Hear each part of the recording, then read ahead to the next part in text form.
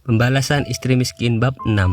Tamara yang baru pulang dari rumah ibunya itu kaget saat melihat mobil sang suami terparkir di depan rumahnya. Saat mau masuk, dia juga melihat ada beberapa sandal di rumah tersebut. Dia juga mendengar suara orang mengobrol dengan sedikit tertawa senang. "Assalamualaikum," ucap Ara.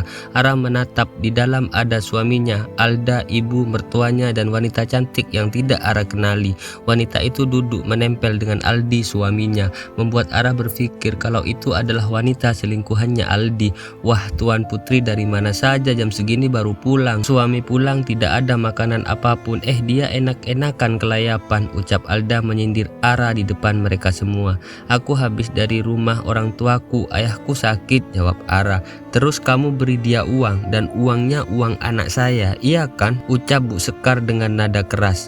"Maaf Bu, aku tidak pernah pakai uang Mas Aldi untuk orang tuaku. Aku hanya menjenguknya saja," jelas Ara. "Aku gak percaya sama sekali. Itu apa di tanganmu?" tanya Alda. "Ini tadi aku habis beli lauk matang, aku makan sore nanti," jawab Ara. "Sudah aku bilang Tamara, kamu gak boleh keluar rumah kecuali belanja. Kenapa malah kelayapan tanpa izin suami?" bentak Aldi. "Mas sendiri sejak pagi tidak bisa aku hubungi. Bagaimana aku bisa minta izin? Dan apa salahnya Mas kalau aku menjenguk orang tuaku sendiri?"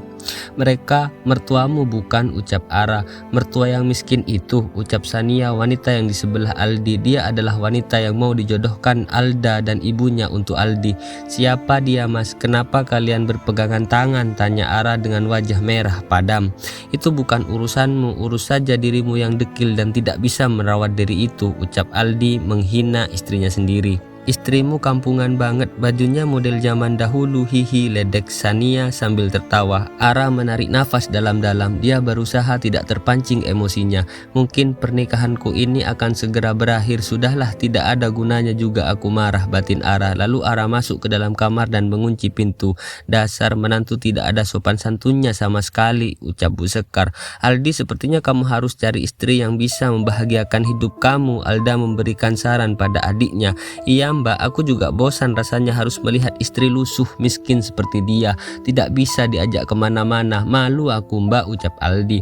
"Mbak juga nggak nyangka ternyata di belakang kalian sudah dekat. Padahal baru kemarin ya Bu rencananya mau dikenalkan sama Aldi. Taunya sudah dekat. Dasar kalian ini penuh kejutan," ucap Alda. Ara yang di kamar masih bisa mendengarkan pembicaraan mereka. Lalu Ara merasakan pedih dan sakit di hatinya, tertunduk di bawah, menyandar ke kasur lalu menunduk dan menangis.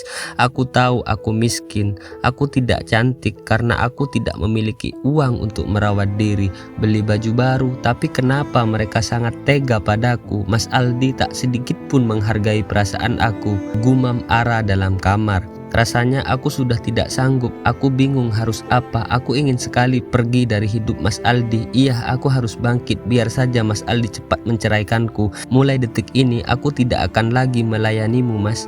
Kamu sudah keterlaluan dengan aku." Ara menghapus air matanya dan bangkit. "Lebih baik fokus menulis saja. Semoga ada banyak harapan yang terwujud dari novel ceritaku," ucap Ara.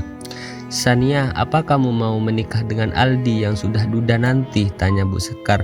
"Kalau tidak mau, tidak mungkin aku mau dipacari oleh Mas Aldi yang statusnya masih suami orang, Bu." "Aku sih tergantung Mas Aldi, tapi aku maunya Mas Aldi ceraikan dulu istrinya itu," ucap Sania.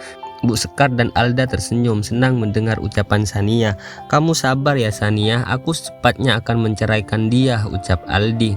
"Jangan lama-lama Aldi, untuk apa memelihara istri lusuh kayak gitu?" Ara mendengar ucapan pedas mereka, lalu Ara keluar kamar karena merasa emosinya memuncak mendengar ucapan jahat mereka. "Jadi kalian sudah merencanakan untuk menyingkirkan aku?" tanya Ara yang keluar dari kamarnya. Mereka semua menatap tajam ke arah Ara. "Harusnya sih sejak dulu," ucap Bu Sekar. "Ya, Ibu benar, harusnya sejak dulu aku menolak dinikahi oleh Mas Aldi. Biar saja kalian menanggung malu atas undangan yang sudah tersebar karena Mas Aldi ditinggalkan Kinanti," ucap Ara dengan menyunggingkan senyum tipis. "Hei Ara, istri tidak tahu diri. Jika aku tidak menikahimu, maka orang tuamu tak bisa membayar hutang-hutangnya. Ingat kan kamu?" bentak Aldi. "Bukankah itu mahar yang pantas untuk gadis miskin sepertiku? Itu hak aku, bukan bantuan Mas. Lagi pula hanya 10 juta mahar yang kau kasih. Selain itu tak ada lagi, semua seserahan yang kau beri diambil kembali bukan oleh ibu dan kakakmu itu, hanya untuk menutupi rasa malu kalian, jelas Ara. Di sini justru aku yang rugi sebagai wanita, ucap Ara lagi. Kamu pikir kamu wanita terhormat gitu? Hei ngaca, ucap Alda sambil menunjuk-nunjuk Ara.